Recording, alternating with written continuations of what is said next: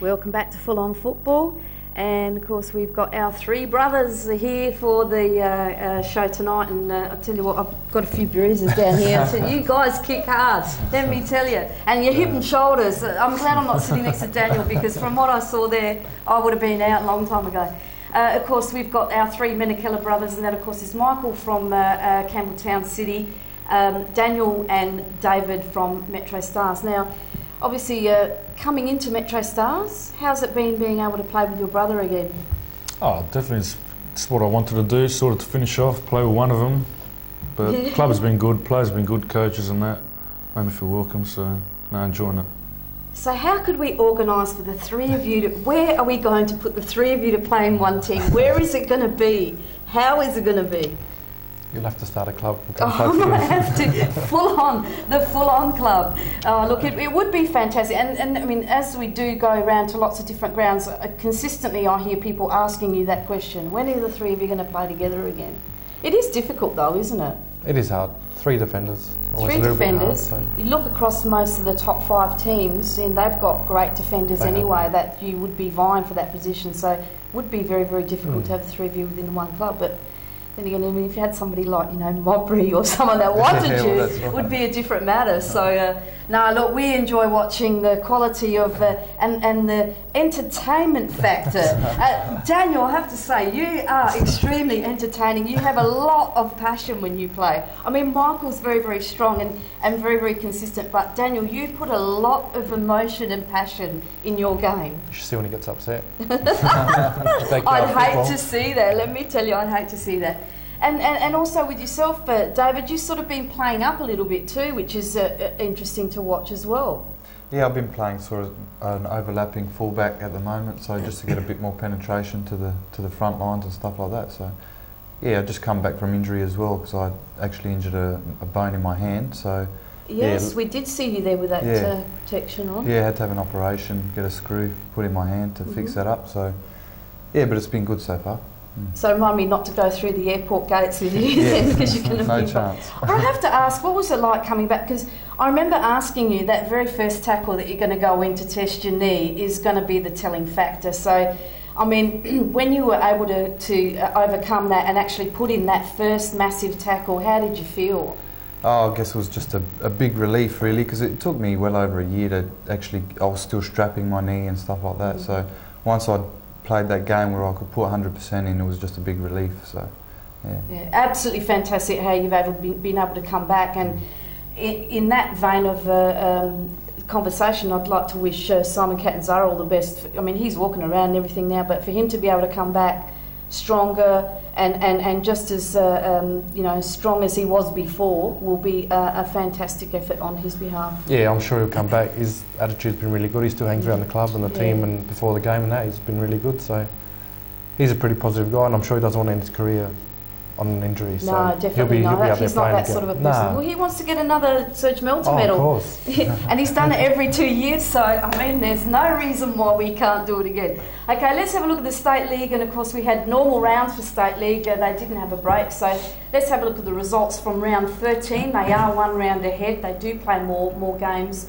throughout the season, so let's have a look at this. Some interesting matches. Seaford Rangers had a 2-2 draw at home with Northern Demons, with Anderson again and McCotchie. Now McCotchie, Falston McCotchie, you're going to see quite a bit of him in the footage that we took of the Cup game. He is he's a bit like Torre. He's so unpredictable. He's got a lot of speed and very hard to defend. A great talent, and I'm sure that he will see a lot more of McCotchie in the future. Of course, Adrian Leet, one of our co-presenters that has been on the show, scoring for Northern Demons, and Captain Fasciano, so fantastic stuff there. Western District Toros copped a bit of a football lesson from NAB with going down 7-2 to NAB, with Forte getting a hat-trick for NAB, and Marato scoring a double, Seti and Raf Frasina, who was on our show a couple of weeks ago, scoring there as well.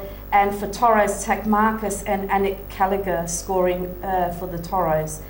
Noarlunga United, they've actually had a couple of good matches and good wins. They defeated Playford City 5-3, so that's a strong win there for Noarlunga, with Sefton getting a double, Still, Reid and McLean adding to that score of 5, and Crawford, Jackson and McMillan scoring for Playford. The Cove went down to Enfield City. Now, Enfield City is the informed side. You know, make no bones about it. They do want to get promoted, and they have been playing each game with that in mind. Peter Wayne, also one of our guests a few weeks ago, scoring a double, and we have been talking about him over the last few weeks. He's always there. Another player that's got a lot of experience and has played well. And also Rocco Firmano scoring for Enfield City. And Port Pirie City and West Adelaide a 1-1 draw, so a mighty effort there by Port Pirie to be able to draw with West Adelaide, with Hume scoring for Port Pirie and Munsouris. I think Munsouris just came into the side there, so great stuff for him. And of course, Gawler did have the bye that round. So, you know, some interesting matches there, and a lot you can take away from those. And let's have a look at the table after round 13 for the State League. And as we can see, you know, Enfield are running away with it at this stage on 32 points, still undefeated. The only side in the FFSA men's competition that has not succumbed to a loss. So fantastic stuff for them. They're on 32 points. West Adelaide on 24, so 8 points behind them there. NAB on 21, Northern Demons on 23, so they should be on third spot there. Playford City on 20, Seaford and Noarlunga on 17 points, Port Pirie City on 10. The Cove trailing there, not getting any wins of late, so Grant Sweeney must stop those frothies, I think, and do a little bit more work there with his side. Western District Toros on 5 and Gawler on 4. So interesting there. You have a look at the 3 ex-amateur league clubs on the bottom of the table. So it's a big step up. It is a big step up, isn't it? But hopefully over time they can get stronger. Yeah, that's right. And I mean, they're competing and they're learning, as you said, big football lessons for all of those sides. So we wish them all the best with their next few matches. And let's have a look at the matches for round 14. Fixtures for the Divine Home State League, and more great matches here. Western District Toros are playing host to Port Pirie City, so that in itself will be a good match there. You're looking at 8th and 11th there up against each other. Northern Demons are going to be hosting Enfield City. Enfield City going up for a drive there to Port Pirie, so that's going to be a good measuring stick for Northern Demons to see what they can come up with in that match. West Adelaide are at home to Playford City. Seaford are at home to Noarlunga, so a southern derby there, and that'll be again another interesting match there.